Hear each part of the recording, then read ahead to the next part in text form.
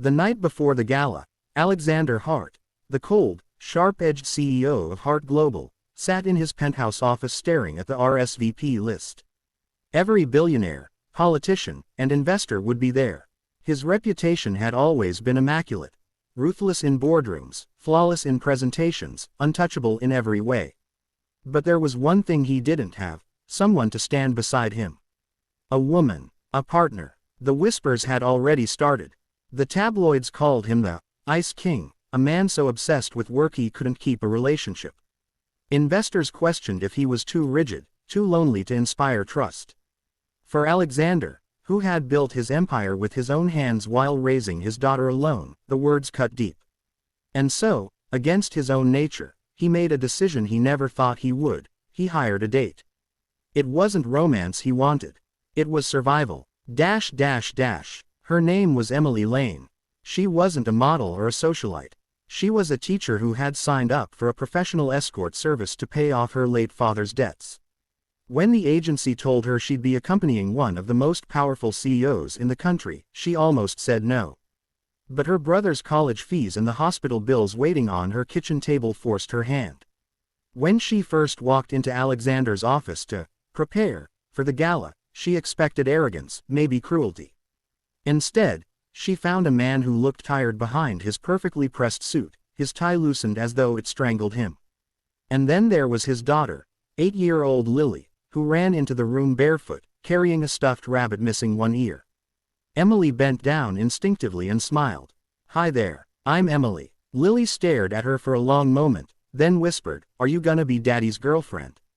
Alexander nearly choked on his coffee. The gala itself was chaos. Cameras flashed, journalists circled, competitors waited for a slip-up. Alexander stood tall, his arm around Emily as though she'd always belonged there. She was warm, graceful, and quick-witted, deflecting invasive questions with humor, turning every glance into admiration instead of suspicion. But the real magic happened not on the ballroom floor, but back home. After the gala, Lily begged Emily to stay for hot chocolate. One night turned into two. Two turned into weekends. Emily would braid Lily's hair in the mornings, help her with homework, and listen to her talk about the mother she barely remembered.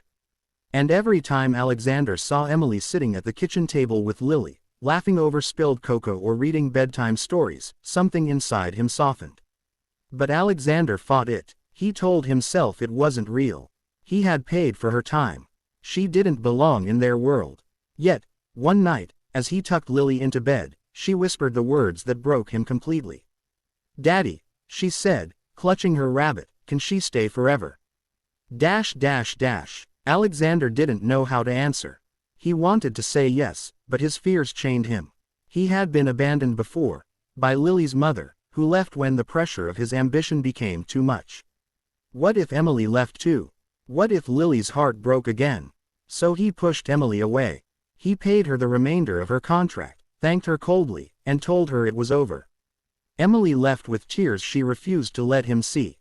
For weeks, the penthouse felt hollow.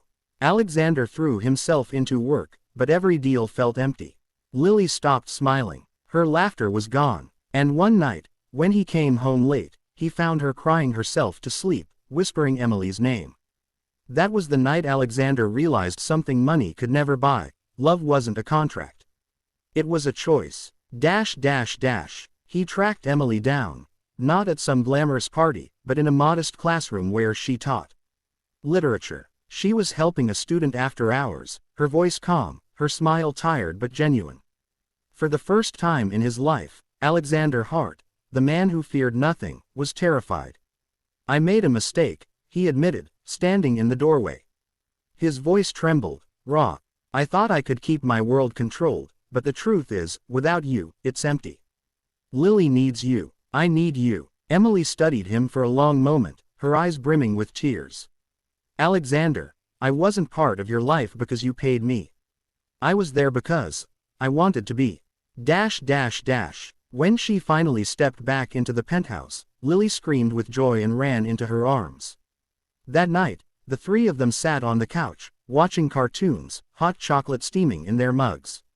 For the first time in years, Alexander laughed. Not the polite, practiced laugh of a CEO, but the unguarded laugh of a man who had finally found home. In the end, it wasn't about business or appearances. It wasn't about the gala, the headlines, or the empire Alexander had built. It was about a single father learning that strength didn't mean standing alone.